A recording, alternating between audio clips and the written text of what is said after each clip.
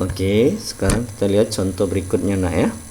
Contoh berikutnya dituliskan sebuah pegas yang panjangnya 20 cm digantungkan vertikal. Kemudian ujung bawahnya diberi beban 200 gram sehingga panjangnya bertambah 10 cm. Lalu beban ditarik lagi ke bawah, kemudian dilepas sehingga dia bergetar harmonik. Yang jadi pertanyaan, tentukan frekuensi getarannya. Ya, jika gravitasinya 10 meter per sekon pangkat 2.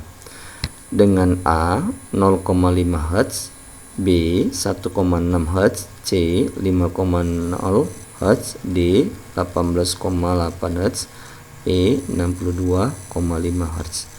Oke, untuk menjawab soal ini, maka kita buat dulu yang keterangan diketahui dalam soal. Di situ tersedia pegas yang awalnya memiliki panjang 20 cm ini ya. Lalu bagian bawahnya diberikan beban sehingga dia mengalami pertambahan panjang yaitu sebesar X1. Nah, ya, panjangnya kita anggap X1. Di mana nilai X1-nya itu nanti kita tuliskan di sini supaya nggak rame kali tertulis di sini nak ya. Nah, begitu dia mengalami simpangan sebesar X1, maka dia akan berusaha untuk kembali ke keadaan semula yang disebabkan oleh gaya pemulih yang rumusnya K dikali dengan X1. Nah, karena ada beban, tentu beban ini pasti mempunyai gaya berat, di mana gaya beratnya itu M kali dengan G. Oke. Lalu kita lihat di sini keterangan dalam soal masanya 200 gram. Maka diubah dulu ke dalam kilogram. Tentu dibagi 1000 ya. Hasilnya 0,2 kilogram.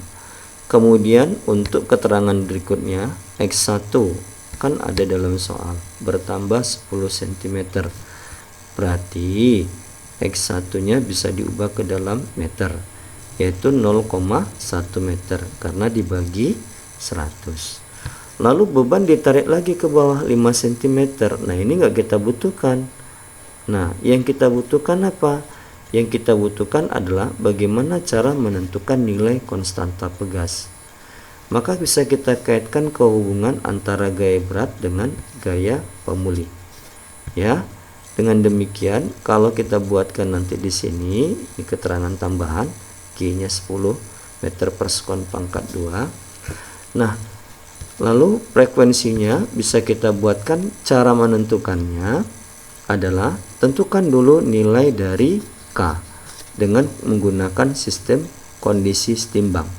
Berarti gaya pemulih sama dengan gaya berat. Gaya pemulih itu kan sama dengan K kali X1. K kali dengan X1 sama dengan W-nya M kali G. Dengan demikian K-nya sama dengan M kali dengan G bagi X1. M-nya 0,2 kali gravitasinya 10 dibagi 0,1 ya. Dengan demikian kali 10, yang ini jadi 2, ini jadi 0,1, atau boleh juga dengan cara yang lain menghilangkan nolnya. Berarti 2 kali 10 dibagi 1, hasilnya 20 Newton per meter. Nah, setelah dapat nilai K, barulah bisa kita tentukan rumus frekuensi, di mana rumus frekuensinya itu adalah F sama dengan 1 per 2V akar K per M ya, sama dengan 1 per 2V akar dari K-nya tadi dapat kita 20. Sementara M-nya 0,2. Oke, kali 100 atas dan bawah. Yang di atas jadi 200, yang di bawah jadi 2. Lalu 2-nya kita coretkan sehingga diperoleh hasil akhirnya 1 per 2pi akar 100 ya, atau sama dengan 1 per 2pi akar 100 kan 10. Nah, 10 bagi 2 hasilnya 5 per pi ya. V itu 3,14.